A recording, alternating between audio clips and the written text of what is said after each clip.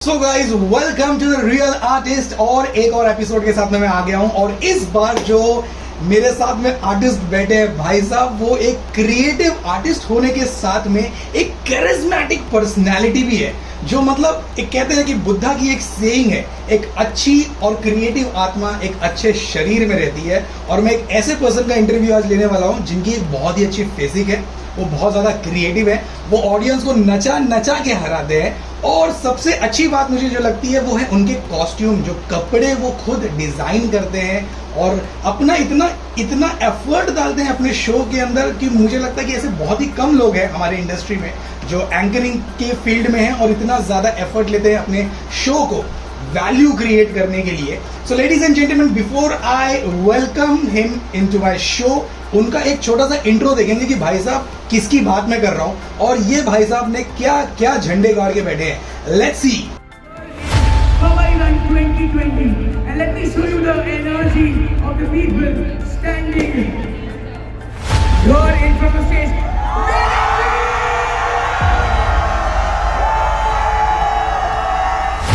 This is your friend anchor Abhishek और मैं बैठा हूँ संदीप के साथ। मैं संदीप को देखा है यार, इतने लोगों के इंटरव्यूज लिए हैं और मैक्सिमम शायद से एंकर थे। बहुत मजा आया इंटरव्यूज देख के। तो मैंने संदीप ने मुझे फोन किया, यार अभिषेक इंटरव्यू लेना है, तो मतलब why not. I was very very happy. So here I am in front of you.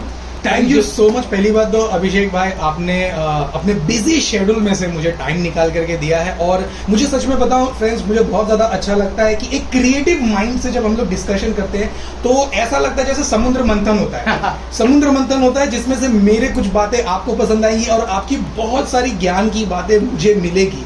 सो मुझे पहली चीज ये कन्वर्सेशन पसंद है और सेकेंड चीज आपने जो लाइफ जर्नी है एज अ एंटरटेनर जो आपने स्टार्ट किया था जीरो से लेके आज आपकी मार्केट में एक अलग पहचान है, आपकी एक अलग फिजिक है। मुझे लगता है कि सबसे फिटेस्ट एंटरटेनर का टाइटल अगर मिले तो वो है अभिषेक म्हात्रे भाई साहब। एंड स्टाइलिश तो मतलब ऐसे कि एक एक कपड़े चुन चुन के खुद संदीप मेरे से हर महीने के तारीफ के पैसे लेके जाता है, ठीक है।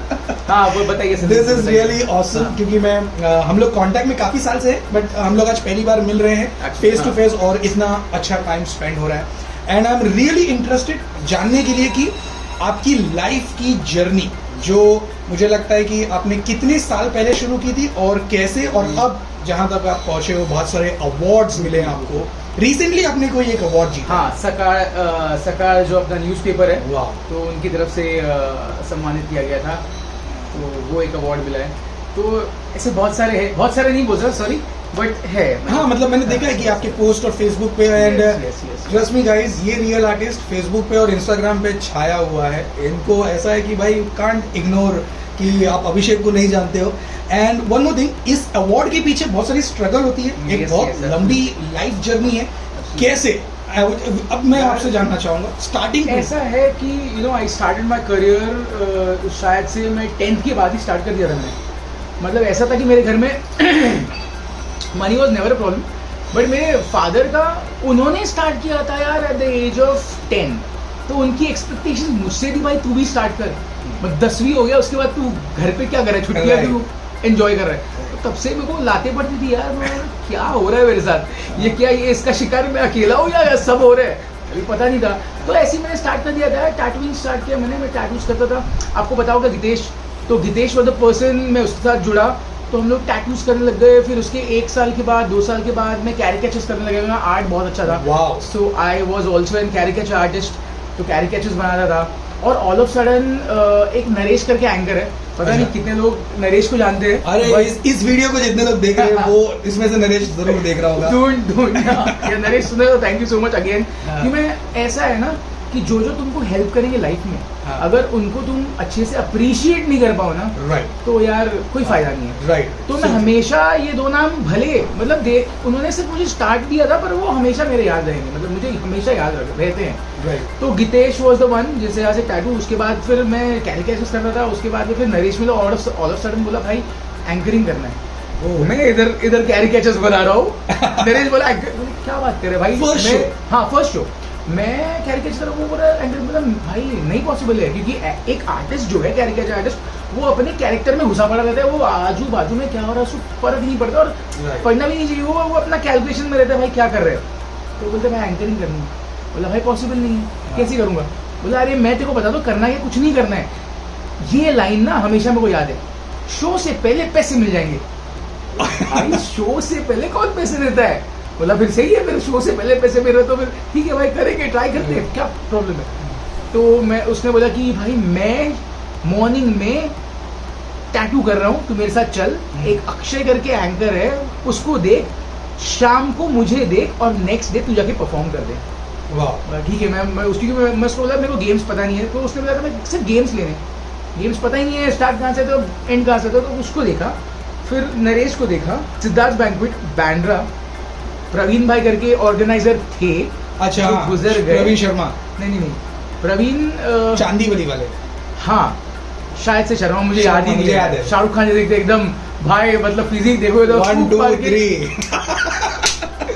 तो उनका शो था, तो आई वॉज वेरी नर्वस कि भाई माइक फर्स्ट टाइम हाथ में पकड़ रहे हैं, Right. और जब भी कोई एंकर माइक फर्स्ट टाइम हाथ में पकड़ता है और अपनी आवाज सुनता है ना, तो थोड़ा शॉक हो जाता है भाई, वो ये क्या एक्सपीरियंस है? मुझे भी है, वो अपनी हाँ, आवाज सुन के हम लोग डर जाते हर एक हैं। एंकर अपनी आवाज सुन के डर जाते हैं। तो मैंने एक बार माइक टेस्ट हेलो हेलो किया, उसके बाद में थोड़ा शॉक लगा, हाँ, बाद में एक लाइन फिर से गूंजी मेरे कान में, हम्म, काम के पहले पैसे मिल रहे। हाँ। ठीक है, क्योंकि तभी पैसे का जो इम्पोर्टेंस था ना बहुत था, बहुत मतलब एक कैरिकेचर आर्टिस्ट को तभी शायद से गिन के 300 रुपए मिलते रहेंगे। तो वो शो आपने कितने पैसों में किया था, कौन से वही- साल वही- की वही। बात है? तो 10 2010 से मैंने 2010 में फर्स्ट शो शो किया, किया, हम्म। और प्रवीण भाई थे, तो माइक टेस्टिंग हुआ, मैं बोला हेलो से मेरी फट गई, उसके बाद में वही कि भाई पैसे आ गए, और तभी जो है टैटू आर्टिस्ट को मिलते थे 100-150 मैक्सिमम। 150 मैंने स्टार्ट किया हाँ। था 100 रुपीज, 100 रुपीज से मैंने भी स्टार्ट किया, तो 100-150 मैक्सिमम। राइट उसके बाद कैरिकेचर को मिलते थे 300, राइट, और उस टाइम पे एंकर को मिलते थे 500। ठीक है, तो मेरे को 500 नहीं मिल रहे थे, मेरे को 400 मिल रहे थे, पर मेरे लिए 300 से ज्यादा मिल रहे थे। 100 रुपए एक्स्ट्रा रहा, बाइक कर रहा हूँ। सही है।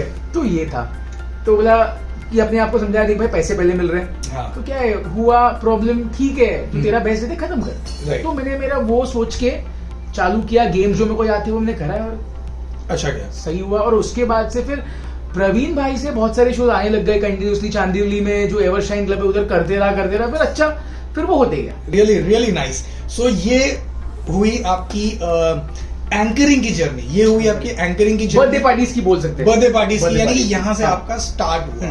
Moving to the next question, हाँ। ठीक है, ये तो हुई आपकी लाइफ जर्नी की, कैसे आपने आई थिंक 150 रुपए से टैटू किया, फिर 300 रुपए का आपने कैरिकेचर Complete, किया, हाँ।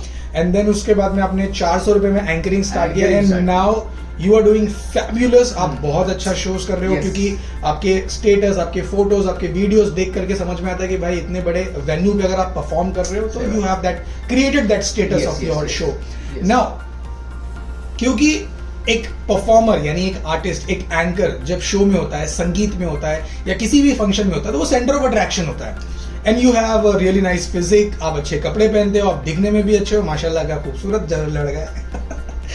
तो when you get the attention from female, like लड़कियों से आपको अटेंशन मिलता है, लड़कों से भी मिलता होगा, हाँ, बहुत सारे नॉर्मल है। तो how you deal with this? क्योंकि ये मैंने आपके बारे में उड़ती उड़ती खबर सुनी है, अभी फिलहाल आपकी वाइफ नहीं है, तो मैं पूछ लेता हूँ कि हर इवेंट में एक लड़की आपसे सेट हो जाती है, ऐसी अफवाह मार्केट जाने वाला है में क्या? ये जाने वाला है। So how you deal with this? See I tell you the truth कि एक समय होता है, Right. एक टाइम होता है जब तुम्हारा दिमाग भी वैसे काम करता है। लाइक यंग एज, यंग तो अभी भी है। हाँ, वो बात ऐसी है जब वो हार्मोनल चेंजेस होते हैं ना, मतलब 17, 18, 19, 20, like you can say initially जब यू स्टार्टेड, हाँ, एग्जैक्टली 25 तक जो है ना, मतलब वो वाले होते हैं, हाँ, हॉर्मोन्स। तो क्या होता है जब भी आप होस्टिंग करते हो, वो वाइब्स मेन मैटर करती है। Energy. अभी की एनर्जीज ऐसी है कि भाई फोकस ऑन वर्क, राइट। पूरा। तो तभी की एनर्जी अलग थी। तभी क्यों करते थे कि भाई अटेंशन मिले। तभी ऐसा था कि भाई 10 लोग में या 100 लोग में या 500 लोग में मैं खड़ा हूँ, सब मेरे को देख रहे हैं, हाँ। और मेरे को मेरी वाइफ पहुंचानी है हर किसी पर। हर किसी पर, वो अभी भी है, पर मोटिव थोड़ा डिफरेंट है हाँ। इसमें। तो हाँ, मतलब ऐसा होता था, कॉन्टैक्ट्स होते थे, हाँ। You know. तो हाँ, बहुत सारे दोस्त बने हैं, मतलब हर इवेंट पे दोस्त बनते थे, वैसा है। मतलब वैसे वाले दोस्त दोस्तों क्योंकि अब ये शादीशुदा है। हाँ एब्सोल्युटली। तो So now अब वो चीज, अब जैसे बोलते हैं ना कि हाँ ऑब्वियसली जब हम लोग ने इवेंट स्टार्ट किया था इनिशियली, जब हम लोग जाते थे शोज पे we were like a new anchor, लड़कियां अटेंशन देती थी, नंबर मांगती थी, तो हम लोग भी थोड़ा सा इंप्रेस हो जाते थे कि यार क्या बात है, मतलब Exactly, हमने हाँ, बता रहा हाँ। है। लेकिन देन वो एक बोलते हैं ना हैबिट होते गई, एंड देन उसके बाद में हाँ। भी stop doing all this Right. सो ये अब ऐसा है कि शादी के डर से या मन भर गया है यार ऐसे? ऐसा है देखो क्या है ना, मतलब मन भर गया ये बात तो झूठ है। पर अब मन थोड़ा चेंज हो गया है, Right. ठीक है, भर नहीं गया, चेंज हो गया है। I am very very much focused now. Focus ऐसा है कि मतलब संदीप कि यार मैं हमेशा सोचता हूँ, और ये शायद से ये मेरा ड्रॉबैक ही नहीं, पता नहीं, पर मैं रोज सोचता हूँ यार, ये ख्याल मेरे को रोज सताता है कि भाई अगले साल तू कहाँ पे हुआ, अगले साल तू कहाँ पे हुआ, और रोज सताता है। तुझे पता है अगर 3-4 दिन में अगर मेरी कोई पोस्ट नहीं गई, ठीक है, या कोई स्टोरी नहीं गई, मेरे को एंजाइटी फील होती है यार। Okay, like you should be like always visible on social media. Absolutely, always visible. मेरे को एंजाइटी हो गई अंदर से, ऐसा कर कुछ जा नहीं रहा है. कुछ गलत हो रहा है। Right. ठीक है, गलत पे को पता है क्या हो रहा है कि मैं डाल नहीं रहा हूँ पोस्ट ये। You involve yourself into this कि भाई ये Yes, सबसे ज्यादा इम्पोर्टेंट yes. है, बाकी सब वो सब मेरे लिए मैटर हाँ, नहीं करता. हाँ, That's हाँ, really हाँ, nice. आप अपने तरीके से जो काम कर रहे हो, you're doing really great. But when you see people around you, the people of our industry like anchoring field या entertainment से related, if they are singer, किसी भी तरीके का एंटरटेनर है, so what kind of a personality they should carry? Like उनकी personality में क्या क्या चीजें होनी चाहिए जिससे Right. वो अपनी लाइफ में और अच्छा बेटर perform कर सकें? पाए। Yeah, so any यार ये बहुत अच्छा सवाल पूछा आपने, क्योंकि ये सवाल बहुत लोगों को कुछ मैसेज देके जाएगा। right. तो मेरे हिसाब से, हम्म। आई माइट बी रॉन्ग, मेरे हिसाब से ऐसा लगता है यार, एंकर के स्टेज पे आने से पहले अगर उसकी तोंद आ रही है ना, मेरे लिए वो वहीं पे एक वो है यार, भाई जिम कर दे इसके लिए मार नहीं वो बात नहीं है, वो मेरा बोले आई माइट बी रॉन्ग यार, क्योंकि ऐसे बहुत सारे लोग हैं जिनकी यूएसपी अलग है। राइट. हाँ, शायद से मेरी यूएसपी ये है, इसलिए मैं वैसे सोचता हूँ। राइट. समझ रहे हैं? हाँ. हाँ, तो क्योंकि एक एंकर स्टेज पे तो है वो प्रेजेंटेबल दिखना चाहिए, Right. और तब जाके लोग तुमको देखेंगे। राइट. समझ रहे हो? तब जाके, अभी फॉर एग्जाम्पल अगर मैं दूं, नहीं दूंगा, छोड़ो, क्योंकि दोनों जो एग्जाम्पल्स है दोनों भी खतरनाक परफॉर्मर्स है अपनी अपनी फील्ड में, राइट. और मैं नहीं चाहता ये एग्जाम्पल नहीं एक्चुअली हाँ, वो बात अलग है कि फिजिक वाइज, हाँ. But they are really nice performers, very good And, performers. ऐसे बहुत सारे उनका सिंगर हाँ, उनका टैलेंट बोलता स्पीक्स है. Much more louder. तो एक हो गया कि आपका यानी कि हाँ. स्टेज प्रेजेंस जिसे हम लोग Stage कहते हैं, presence. आपके कपड़े, आपके जूते, हाँ, आपकी, हाँ, आपके attire हो फिजिक, गया. आपके Exactly. बाल, आपके चेहरे का स्किन टोन, लैंग्वेज. एग्जैक्टली, ये क्योंकि ये फर्स्ट चीज जो तुम्हारा मुंह Notice बोलने करो. से पहले जो आती है ना, वो तुम्हारा अपीयरेंस है। Right. After that So- comes your content, after that तुम्हारी style, after that the way of presentation, उसके बाद तुम्हारे तुम कितने अच्छे से बात कर रहे हो, क्या तुम्हारा लहजा है। सो गाइज, इंटरव्यू में बहुत मजा आ रहा है और अभिषेक के साथ में इतनी सारी मेमोरीज शेयर हो रही है, कितनी सारी चीजें कॉमन है, और हम लोग इंटरव्यू के सवालों के अलावा भी अपनी बातों में इतना बह जा रहे हैं कि हमको पता नहीं चल रहा है। तो हम back to the interview, back to the next question कि अब फ्यूचर में आप कैसे अपने आप को देखते हो, कि व्हाट इज योर नेक्स्ट गोल?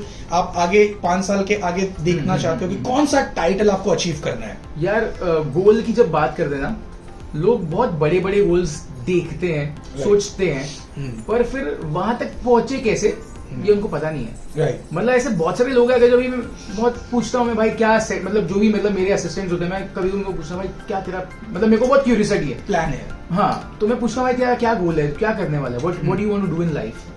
तो वो बोलते हैं मुझे इवेंट मैनेजर बनना है, ये बाद में फिर वो तेरा प्लान क्या है? बनना तो सबको है यार, मुझे फिल्म में रोज करनी है, पर मेरे पास, मेरे को सच में अगर मेरे को पूछेगा ना व्हाट मतलब आपका इटर्नल गोल क्या है, मेरा खुद का गोल है, ये मेरा सपना है, ओके. मेरे को फिल्म फेयर होस्ट करना है, वाह. बट मुझे रास्ता नहीं पता है। मैं फाइंड आउट जरूर कर रहा हूँ कि कैसे करना है। मेरे को इंडस्ट्री में घुसना पड़ेगा, उसके लिए अलग से पैरागॉन की चप्पल लेनी पड़ेगी जो मुझे घसानी पड़ेगी। Right. ठीक है, तो गोल का भाई साहब हिसाब ऐसा है कि तुम्हारे पास प्लानिंग चाहिए। अभी मेरा प्लान ये है कि मैं हर साल अपने आप को सेट करता हूँ कि ये साल में अगर इतना मेरा पर शो का इनकम इतना है, तो वो उससे कम से कम 10% ज्यादा हो हर साल। राइट। ये मेरा गोल है, ये शॉर्ट टर्म गोल है जो कि मेरे को मेरा लॉन्ग टर्म गोल तक Great. लेके जाएगा। और फिर उसके पीछे लगने वाली तुम्हारी मेहनत, अब कोई ऑर्गेनाइजर तो बोलेगा नहीं भाई तुम तो सेम कर रहे हो, राइट। तुमको बढ़ा के मैं क्यों दूं, हाँ, तुम ऐसा मतलब क्या कर रहे हो, ऐसा क्या कर रहे हो? अपडेट। तो खुद को उसी के साथ अपडेशन करना भी बहुत जरूरी है। राइट। समझ ऑनलाइन शो पे संदीप ने देखा होगा बहुत सारे कुछ हम लोग नया एक्सपेरिमेंट करते हैं, पब्लिक को बहुत पसंद आता है, फिर 2 शो के बाद हम लोग भूल जाते हैं हमने तभी क्या किया था, एक कुछ तो अच्छा हुआ था, अच्छा हुआ था, हाँ। तो वो याद रखना बहुत जरूरी है। राइट। वही तो हमारा अपग्रेडेशन है। Right. तो अपग्रेडेशन याद रखो, ऑटोमेटिकली मतलब वो होते जाएगा। राइट। एक ऐसे ही मेरे दिमाग में क्वेश्चन आया, मैं ये जानना चाहूंगा क्योंकि इसके ऊपर बहुत सारे लोगों को ऐसा लगता है, जब एक आर्टिस्ट सोचता है कि Right, यार right. मैं एक आर्टिस्ट हूँ और मेरे हाँ. आर्ट फॉर्म की तारीफ होनी चाहिए। Exactly. तो कंटेंट एक पार्ट है हमारे शो का, एंड देन सेकंड पार्ट है हाइप क्रिएशन। लाइक जैसे कि एक कंटेंट है कि आप क्या ऐसा प्रेजेंट कर रहे हो ऑडियंस को कि जिसमें वो इन्वॉल्व है, कुछ नया गेम, शायरी या फिर कुछ ऐसे सवाल जवाब या कुछ ऐसा सेगमेंट। और दूसरा पार्ट है हमारे शो का हाइप क्रिएट करना, जहां पे हम लोग चिल्लाते हैं, वो जो डीजे पे म्यूजिक प्ले कर रहा है उसी पे हम लोगों को नचाते हैं। So what do you think कि ये दोनों में से सबसे ज्यादा इंपॉर्टेंट क्या है, कंटेंट या हाइप क्रिएट करना? मैं बोलूं तुझे, ये इसका सवाल, इस सवाल का जवाब थोड़ा सा डिफिकल्ट है। ठीक है, मेरे हिसाब से सब बैलेंस होना चाहिए, सब होना चाहिए। ओके, ठीक है, right from your personality to dance to your content, तो ये सब होना चाहिए। हाँ, शो तो में कभी कभी क्या होता है पता है, किसी एंकर का कंटेंट बहुत सही है, बट हाइप क्रिएट नहीं कर पा हाइप क्रिएट नहीं कर पा रहे, एनर्जी वो नहीं दे पाता, एनर्जी नहीं दे पा रहे। कोई किसी का एनर्जी बहुत सही है लेकिन hype content- नहीं है, किसी का कंटेंट एकदम लो है। तो कैसे ना ऑल अराउंड जब भी तुम हिसाब करोगे सब चीजों का, सब सेम हो जाएगा। ओके, एक और क्वेश्चन, कॉपी के बारे में क्या? Content copy, content copy. देखो, एक मुझे क्या लगता है अभिषेक की आइडिया किसी की प्रॉपर्टी है ही नहीं, ठीक है, यानी कि आप किसी की claim जागीर कर सकते। नहीं है। ठीक है, Exactly. ऐसे बहुत सारे गेम्स हैं जो हम लोग आज से 10 साल पहले से खिलाते हैं, Right. लोग आज भी खिला रहे हैं। ऐसे बहुत सारे गेम्स जो मैं मतलब तब करा रहा था, अब भी देख रहा हूँ भाई ये फैल कैसा गया, फैल मैं गया। कुछ सोचा भाई ये कैसा फैल गया, ये तो मेरे पास था। तो बट कॉपी के बारे में क्या बोलोगे कि लाइक कॉपी करना सही है या कॉपी कितना हद तक सही है, यार, इंस्पिरेशन या खुद का सोचना? ये मेरी सोच है कि देखो, इंस्पायर होना एक अलग चीज है और कॉपी करना अलग चीज है। राइट। ठीक है, अगर तुम इंस्पायर हो रहे हो तो इंस्पायर होके तुमको उसमें मॉडिफिकेशंस डालनी पड़ेंगी, लेकिन अपना टच। हाँ, अगर उनको तुम ऐसे ही सीधा दाल को उठा के वैसे का वैसा परोस रहे हो तो तुम पूरी की पूरी कॉपी कर रहे हो, Right. तुम तुम्हारा कुछ ऐड ऑन नहीं कर रहे हो। राइट। ठीक है, अभी और एक चीज है, copy is very vast subject. ठीक है, कॉपी ऐसी भी है भाई, किसी को देख लिया तुम वैसा करना चाहते हो तो उसमें ऐसा होता है तुम तुम्हारी ओरिजिनलिटी कहीं पे खो दोगे और तुम उठा के परोस दोगे, जो कि अगर टैलेंटेड कोई भाई ऑर्गेनाइजर वो सीधा बोल देगा भाई ये इसकी कॉपी है, तो फिर मैं उसी को बुला लेता हूँ। मैं उसी को बुला लेता हूँ। राइट। ठीक है, ये है। बट देन अगर तुम कुछ सीख रहे हो किसी से, फॉर एग्जाम्पल अगर जो हमारे बचपन टीचर सिखाते थे, अब वो हम उनसे सीखते थे, इसका मतलब वो नहीं कि हम उसकी कॉपी कर रहे हैं, हम सीखते थे। हाँ, तो सीखना अच्छी बात है, ठीक है, पर तुम तुम्हारे हिसाब से उसको मॉडिफाई करो, तुम तुम्हारा टच उसमें डालो ताकि वो ओरिजिनल कुछ बन के निकले। ओरिजिनल बन के। That's really nice. Moving to the next question, and this is going to be really important question for so many anchors जो मुंबई में है, जो out of Mumbai, out of state, अगर वो ये वीडियो देख रहे हैं, क्योंकि ऑब्वियसली हर एक एंकर यूट्यूब पे जाकर के सिर्फ एंकर ही सर्च करता है, और आई थिंक ऐसे बहुत सारे लोग हैं जो ये जानना चाहते हैं कि वो एंकरिंग में अपने आप को कैसे आगे बढ़ाए। और आई थिंक कि जैसे मुझे मैसेजेस आते हैं वैसे आपको भी मैसेजेस आते होंगे कि अभिषेक सर आप प्लीज बताओ, हम लोग को एंकर बनना है, we are from Delhi, we are from Hyderabad, बहुत सारे लोग आते हैं। सो मुंबई में भी बहुत सारे एंकर्स हैं जो हमारे पुराने फ्रेंड्स हैं, और जो लोग चाहते हैं कि वो बड़ा शो करे, पर उनको पता नहीं कि शो करे कैसे, वो स्टार्ट जर्नी क्या होनी चाहिए। एंड सो मेनी एंकर्स, यानी बहुत सारे लोग हैं जो बर्थडे पार्टी में ना एक ऐसे कंफर्ट जोन में अटक चुके हैं, या फिर वो आगे बढ़ना चाहते हैं और उनको रास्ता नहीं मिल रहा है। हाउ टू बिकम अ संगीत एंकर, अ वेडिंग एंकर, ये जो बर्थडे पार्टी की कैटेगरी है, यहाँ से मूव करना है उस लेवल तक। ठीक है, मैं बताता हूँ अभी इसका एल्गोरिथम क्या है। ठीक है, अभी होता कैसे है पता है, ऐसे अभी 2 टाइप के मेरे हिसाब से एंकर है। एक एंकर वो है जिनको बहुत साल हो गए वही कर रहे हैं, उनको अपने या तो कंफर्ट जोन से बाहर निकलना है, या तो फिर वो लोग फोकस नहीं है। ठीक है, या तो फिर उनको ये क्वेश्चन सताता नहीं है कि भाई अभी क्या। तुमको अगर तुम्हारी लाइफस्टाइल चेंज करनी है, तुमको अगर एज एन एंकर ग्रो करना है कि नहीं करना, ये भी है। क्योंकि बहुत सारे एंकर है, नहीं यार सही है यार, ये जो चल रहा है सही है, आ रहा है मुझे जो भी पैसा बस चाहिए। किसी को ऐसा है भाई ग्रो तो करना है, पर यार रास्ता नहीं है, पता नहीं। जैसे मुझे पता है, मेरे को यार आईफा अवार्ड या मेरे को फिल्म फेयर होस्ट करने पर मेरे पास आइडिया नहीं है, कोई मुझे बताने वाला नहीं है, पर एटलीस्ट मैं जो मुकाम पे हूँ वहां किसी को गाइड कर सकते हैं, वहां तक किसी को मैं लेके जा सकता हूँ। मैं चाहता सब जाए। कैसा है, एक तो बर्थडे पार्टी एंकर अटके पड़े, जिनको ग्रो करना है उनके लिए मैं तरीका बता रहा हूँ। बर्थडे जो संगीत होस्ट करते हैं, थोड़ा सा रिस्पॉन्सिबिलिटीज बढ़ जाती है, क्योंकि तुम्हारा ऑडियंस बेस है, बड़ों से डील कर रहे हो, तुम्हारे सामने सब बुजुर्ग लोग हैं, बुजुर्ग हैं। हाँ, तो उनके सामने अगर तुम वो लहजे में, बर्थडे पार्टी वाले लहजे में करोगे, क्योंकि बर्थडे पार्टीज में बच्चों के हम लोग यार मस्ती करते, घुसते हैं उसके दिलों में, तो उनके दिलों में घुसने का लैंग्वेज भी वैसा होता है, तब जाके हम घुसते हैं। तो वो बन जाती है आदत। वो आदत को अगर तुम जाके वेडिंग में होस्ट करने के पे यूज हो जाती है, गलती से, कि होनी गलती से हो जाती है, क्योंकि वो तरीका वही आ गया है यार। तो वो तरीकों को बिल्डअप करना पड़ेगा इतना पॉलिश्ड वे में। वहां पे भी तुमको दिलों में घुसना है, तुम्हारे बातों से घुसना है, पर उसका तरीका अलग है। तो वो पहले तरीके को तुम सीख लो अच्छे से, राइट। उस तरीके को सीख लो, कैसे घुसना है, कैसी मेरी एंट्री हो रही है, एंट्री के बाद मेरे को सबके दिलों में कैसे जगह बनानी है, वो तुम पहले सीख लो अच्छे से। So like, अगर वो हाँ, जैसे कि सबसे बड़ा क्वेश्चन जो हाँ, आता है, मतलब जो मैंने भी फेस किया हाँ, अपने रिसेंट ईयर्स में, कि अगर हम लोग बर्थडे पार्टीज करते हैं, we have to do in a certain limited budget, ठीक है, and then we want to grow, तो हमको वेडिंग्स एंड संगीत करना है, राइट, और उसका बजट ज्यादा होता है, काम भी अलग मजेदार होता है, एंड प्रोफाइल भी बिल्ड होती है, but at the same time हमको बर्थडे पार्टी में जो फ्रीक्वेंसी मिलती है वो ज्यादा है, बजट कम है। संगीत वगैरह में फ्रीक्वेंसी कम है लेकिन बजट ज्यादा है। अब ये दोनों बैलेंस भी करना है, ठीक है, अब ये दोनों बैलेंस करना है, लेकिन अगर एक कहते ना, कह रहे ये तो बर्थडे पार्टी ज्यादा करता है, इसको ज्यादा वीडियो नहीं है, प्रोफाइल नहीं है। एंड मैं तुझे बताऊं, जो लोग बर्थडे पार्टीज, अगर तुमको एक स्टेप जंप करना है, हाँ, ये वाला जंप किसको बोलते हैं, कि एक स्टेप ऊपर जा रहे हैं, फिर से तुम नीचे आओगे तो फिर जंप ही नहीं है। हाँ, तुम आगे पीछे नहीं कर सकते। जब तुम आगे पीछे करते हो, तुम इनडायरेक्टली तुम पीछे आ रहे हो। तुम एक तो उसके ऊपर की जंप लगाओ, या फिर वहीं पे रहो, नीचे मत आओ। थोड़ा कॉम्प्रोमाइज करना पड़ेगा, कॉम्प्रोमाइज करना पड़ेगा। जब तुम एक जंप ले रहे हो तो पूरे हथियारों के साथ लो। विदाउट हथियारों के जंप करोगे सर, तुम वहां पे टिक नहीं पाओगे। तुम जाओगे, जंप करोगे, तुमको 1-2 शोज मिलेंगे, उसके बाद में लोग तुमको जज करेंगे, समझ जाएंगे, तुम नहीं टिक पाओगे। So that was really nice guidance. Abhishek ने बहुत अच्छा गाइड किया है, एंड मैं वापस से कहना चाहूंगा, it is not we are offending any birthday party anchors जो अपने जोन में कंफर्टेबल है, नहीं, इट्स लाइक कि those who want to grow, ये सिर्फ उसके लिए। वरना बर्थडे पार्टी में भी लोग बहुत अच्छा कर रहे हैं, बहुत टैलेंटेड है, ऐसे लोग भी है जो लोग बहुत कंफर्टेबल है बर्थडे पार्टीज करके।